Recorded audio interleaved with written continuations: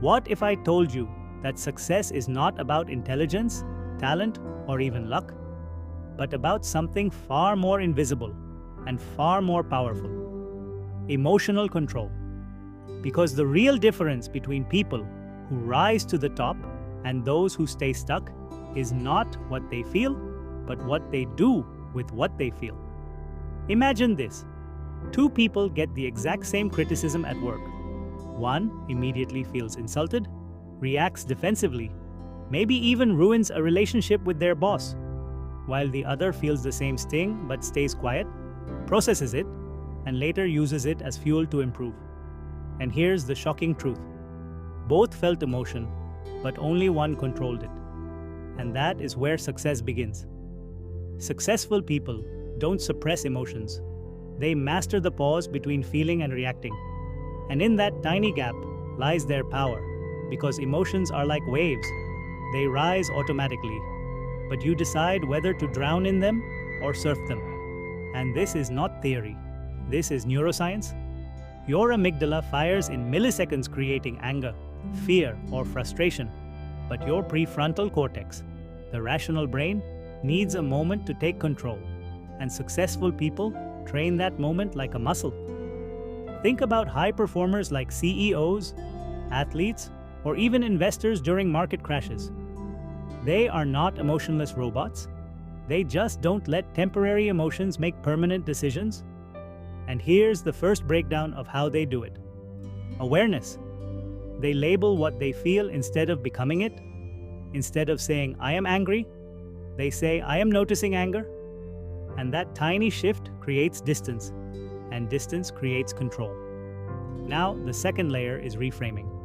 Successful people ask different questions in emotional moments. Not, "Why is this happening to me?" but, "What is this trying to teach me?"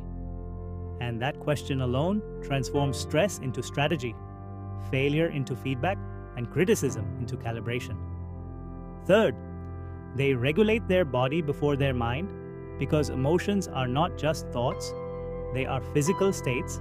So they slow their breathing, they pause before speaking, they ground themselves physically, because when the body calms down, the mind follows. And this is why even a 10-second pause can completely change the outcome of a conversation. Now, here is something most people never realize. Emotional control is not about being calm all the time. It's about not letting extreme emotions make average decisions. Successful people still feel frustration, fear, even anger, but they delay action until clarity returns.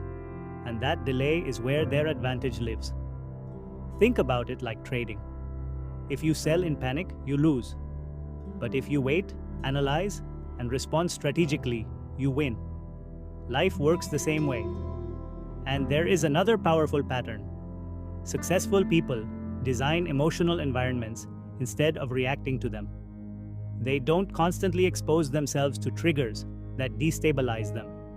They choose inputs carefully, people, information, and even timing, because they understand that emotion is contagious, and your environment either trains your calm or your chaos. But here's the deepest truth in all of this.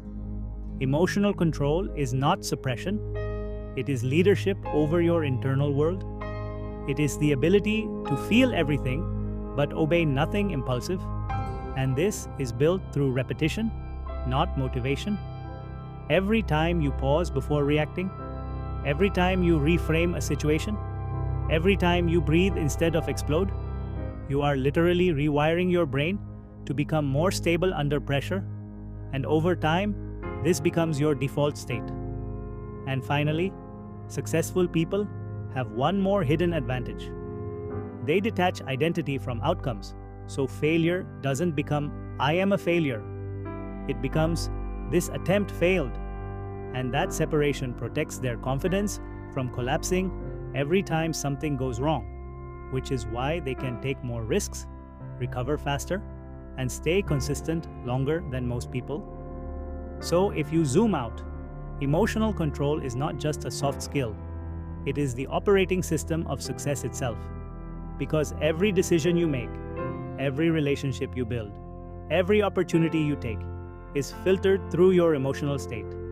And the moment you learn to control that state, you stop reacting to life and start directing it. And maybe the most important realization of all is this: successful people are not born with calmer emotions. They simply trained themselves not to be controlled by untrained ones. And the same ability is available to anyone willing to practice that pause. Because in the end, success is not about having fewer emotions. It is about having more control over the ones you already have.